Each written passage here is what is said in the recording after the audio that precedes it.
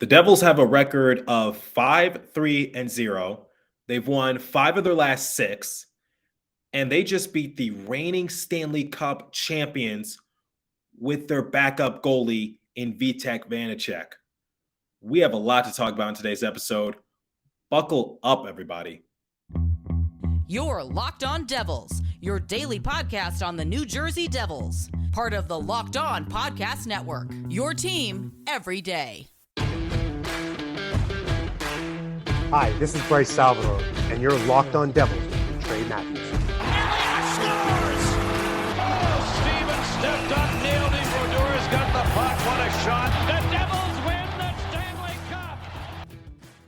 Alrighty now, what is up, New Jersey? Welcome back to the Locked On Devils podcast here on the Locked On Network. I'm your host, college hockey play-by-play announcer, and also Devils writer for Pucks and Pitchforks, Trey Matthews. Whoa, that game was something else. So if you guys missed the last episode, I did a pregame crossover with the fellows over at Locked On Avalanche. I made some predictions. I gave my overall thoughts going into the game. And I said the New Jersey Devils would lose, I believe, 4-2. And I said that how the Avalanche would get the fourth goal is via an empty netter goal. I was way off, and I am so glad I was way off because the New Jersey Devils just played their hearts out against the reigning Stanley Cup champions. And it's worth mentioning, Andre Palat did not play in this game. And I said in the last episode, Andre Palat is our bona fide leader. I don't care that Nico Hischier wears the C on his jersey. Andre Palat is the true leader of this team. He is the guy that the New Jersey Devils rely on. He is the shoulder we cry on if we're ever in a situation or if our backs are against the walls or if we're going up against the reigning Stanley Cup champions. Mackenzie Blackwood was dealing with an injury. He didn't practice in yesterday's game. And I said, I believe that Vitek Vanecek would get the start. I wasn't concerned about Mackenzie Blackwood because, like I said in the previous episode, Akira Schmid and Nico Dawes were still in Utica, according to Ben Burnell, who is a writer for the Utica Comets. And that basically gave the signals that Mackenzie Blackwood would be okay, but he might not play. This game, forget the New York Islanders game, forget the Detroit Red Wings game. 1-0 affair. We just shut out the reigning Stanley Cup champions with our backup goalie. Now, is Vitek Vanecek really a backup goalie? He's more of a 1B option, but I still consider him a backup because Mackenzie Blackwood is still our go-to guy, but that is beside the point. I remember just discussing saying that we were just going to have to rely on a goalie who sucked the least. But now Mackenzie Blackwood, he had a good week last week. And now Vitek Vanecek is coming off of back-to-back great outings. And we're going to talk about him later on in the episode. But first, let's talk about the story of the special teams. So here's the thing going into this matchup. The New Jersey Devils were ranked 24th in the entire NHL for power play percentage at 15%. They were ranked 6th in penalty kill at 90.5%. Now, you flip that for the Colorado Avalanche. They have a good power play, but they don't have a good penalty kill.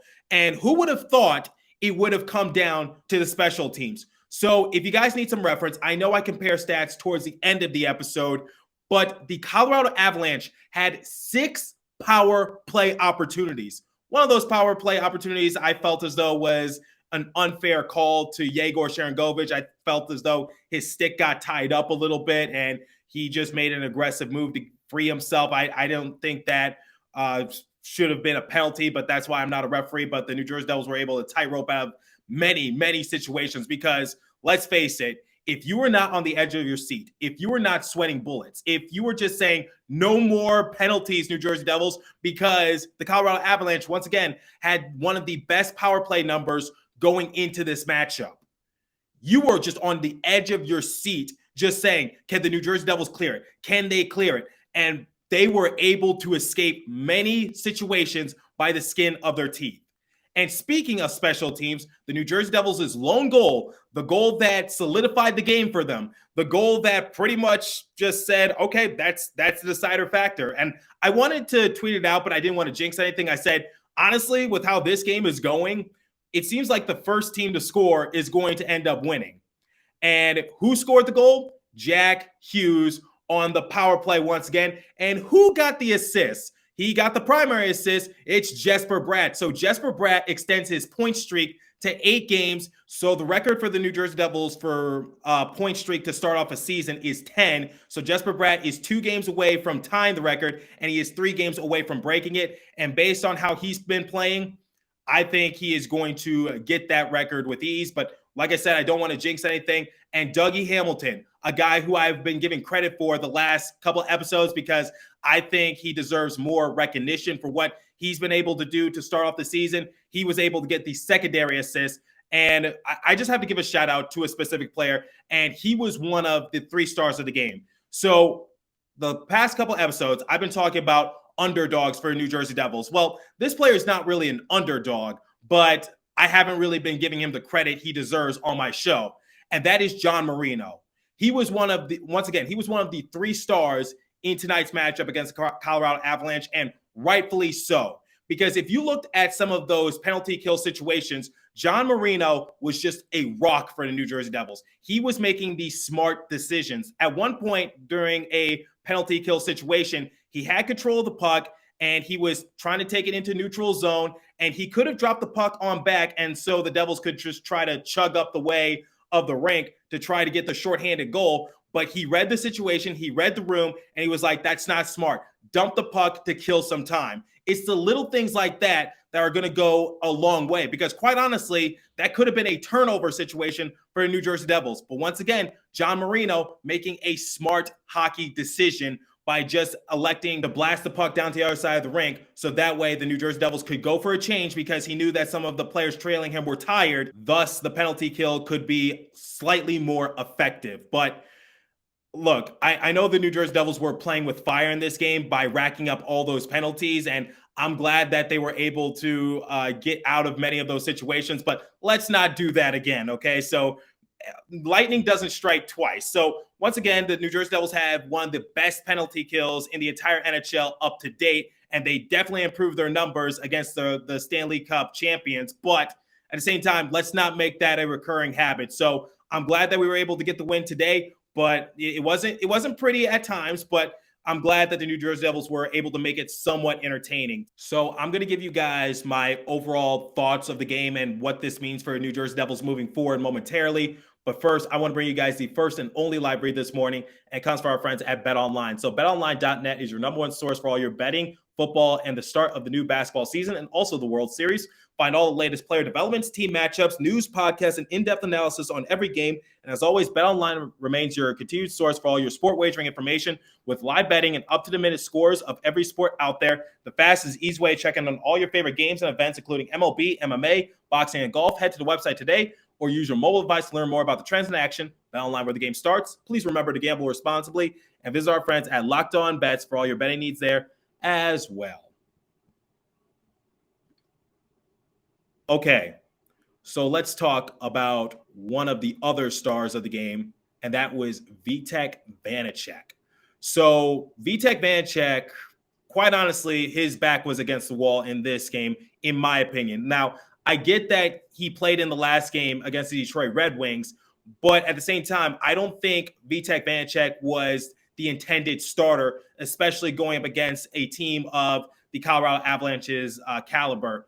Now, I understand that Gabriel Landeskog is out for an extended period of time, but still, you don't want to sleep on a team like the Colorado Avalanche. I am well aware that the Colorado Avalanche are not at full strength, but at the same time, they are still very legitimate, and they're a team that can strike, and they are a team that is deadly. So I don't want to take anything away from the New Jersey Devils in that sort of regards. I don't want to hear any excuses from outside of the Devils fan base. So if people are just saying, oh, yeah, the Avalanche are a little dinged up, no, this was still a tough opponent. Now, digressing a little bit, let's give credit where credit is due. Vitek Vanecek. So as I was saying, his back was sort of against the wall, in my opinion, because going into this matchup, I don't think he was the intended starter for the New Jersey Devils, because remember during the course of those couple practices, Amanda Stein was saying that Mackenzie Blackwood was dealing with a minor injury. He didn't partake in the practice, and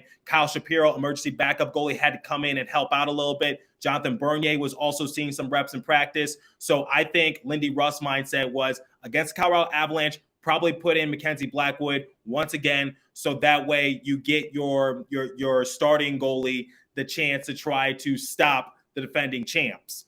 But, I said in the last episode with the crossover with Locked On Avalanche, I said it's better to be safe than sorry in this sort of circumstance, because one of the issues that Mackenzie Blackwood has been dealing with is that sometimes we overuse him and we don't rest him accordingly. We had to rely on him way too much. So in this sort of circumstance, I think Mackenzie Blackwood, I don't think he'll mind sitting on the bench in this sort of circumstance, because I think he sees what the New Jersey Devils are trying to do. They're not trying to repeat on their mistakes by overworking him, thus leading to a more serious injury. So even if it's a tweak, even if it's a day-to-day kind of thing, not really concerned about Mackenzie Blackwood, because he was still on the bench for New Jersey Devils, obviously, because Dawes and Schmid weren't brought up. We didn't have to call our emergency backup goalie, Kyle Shapiro, to come onto the bench to try to help out. And Jonathan Bernier didn't have to come back prematurely. But ultimately, Mackenzie Blackwood, I think he's going to be fine. I think he's going to play in the next game against the Columbus Blue Jackets if I had to make an educated guess. But wouldn't be surprised if Vitek Vanecek was in between the pipes once again, because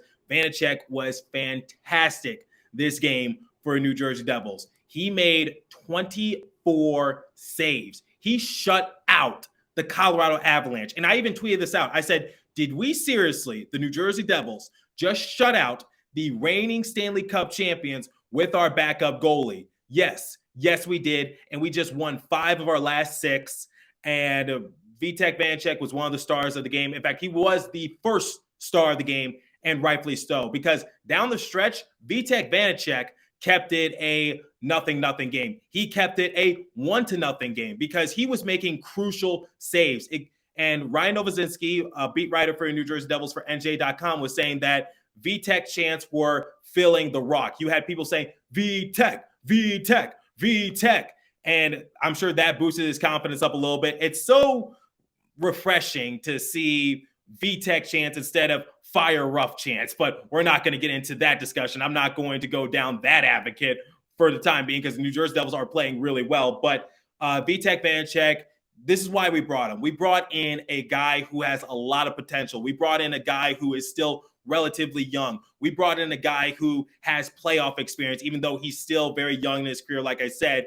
And it's moments like this where I'm just so glad that we have him on the roster. And I think people are starting to give him much needed respect. And if you didn't know who Vitek Vanecek was going into this game, I think a lot of people are turning their heads right now. Hopefully that doesn't jinx anything. Hopefully Vitek Vanecek is able to maintain that sort of dominance that he's been showing his last couple outings. But Vitek Vanecek, he could take that starting role from Mackenzie Blackwood if Mackenzie Blackwood doesn't have a good couple of next outings.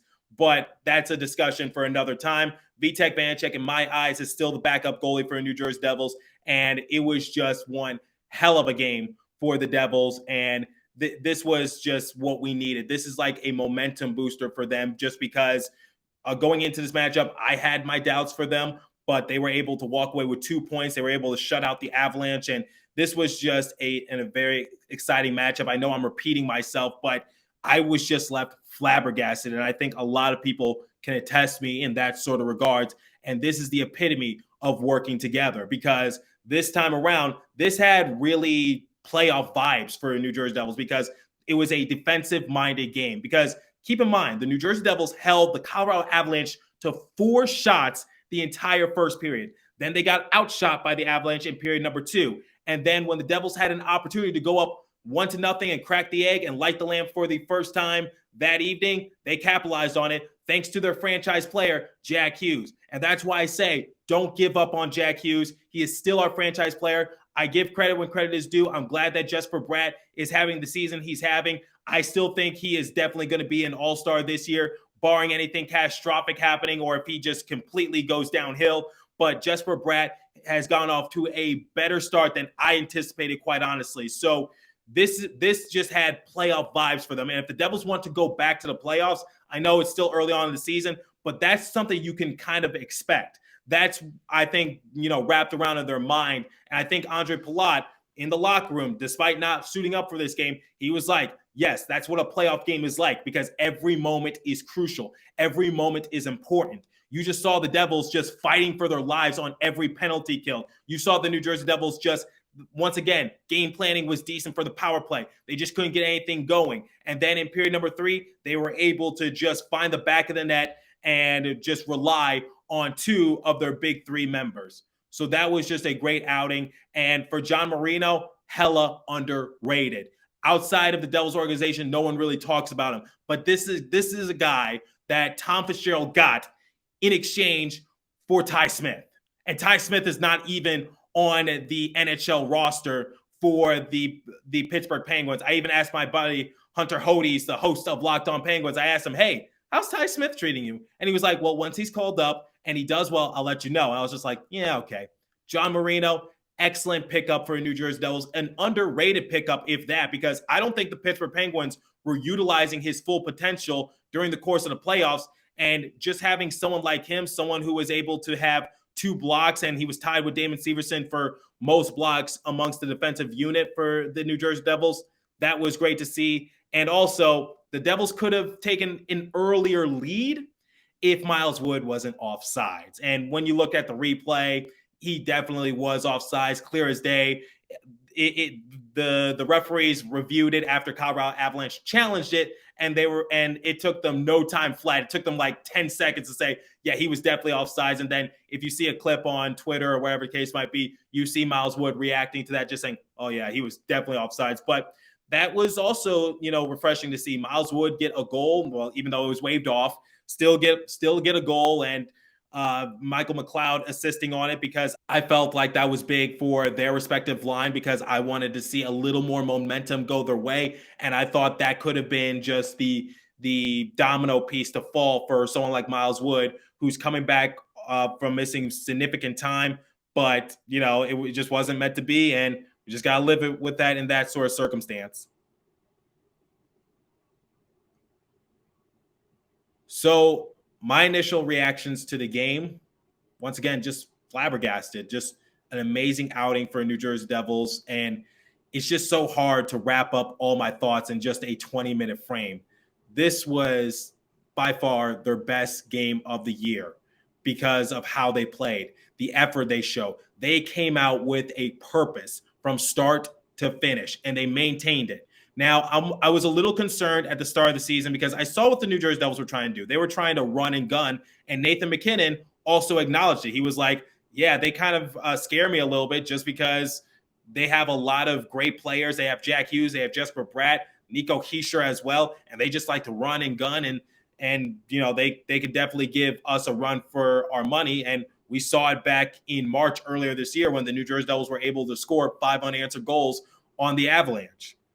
So I was a little concerned at the beginning of the year because I was just like, look, it's a little sloppy. Can we contain that energy a little bit more and just clean it up just a bit?